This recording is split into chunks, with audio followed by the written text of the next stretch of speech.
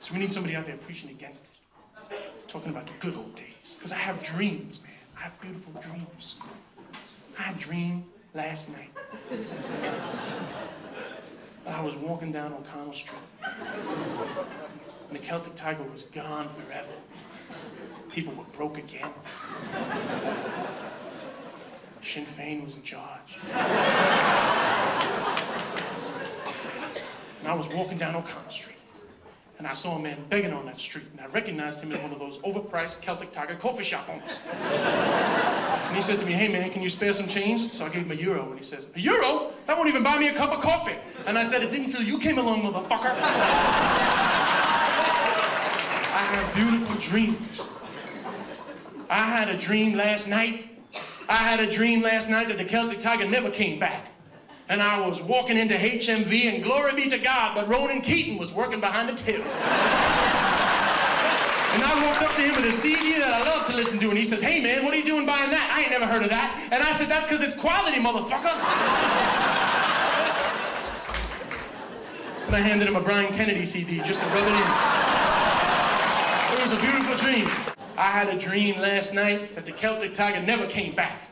And I was walking through the Phoenix Park, and all the boys from Westlife were selling their ass for a $10 crack fish. And Louis Walsh was their pimp. And their best customer. Crazy. Because it doesn't matter. It doesn't matter if I was broke or poor. Louis Walsh is going to be fucking somebody. Yeah, man. It's a dark place.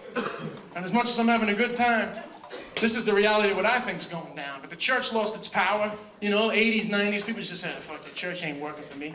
And there was this emptiness, this spiritual void left in the Irish population. But just in time, the Celtic Tiger came in, and people started believing in the spirituality of the economy, buying things and sucking on cappuccinos and living that life that made everyone go, look at me, I'm something special. And they believed in it, and they kept filling it up and filling it up, but one day it's gonna be gone. And what are you gonna do when the emptiness is sucked back into your life in a vacuum of pain and hurt and all the repression that you haven't really dealt with yet, but we'll get back to that, comes shouting out at you and says, you're a bad boy, you're a dirty boy, you're a bad boy. What are you gonna do when that pain starts kicking in and you're left with that hole inside yourself? Because I hate to tell you, but there ain't no Irish self-help book. There's American self-help books, but they spell color without a U, so you just can't identify with them. So just for the Irish people in the crowd, I've gone about writing the first Irish self-help book. So Irish people can take the book off the shelf, look at the cover and say, yeah, I can identify with that. And it's gonna be called Asher Fuck It. It's gonna be huge.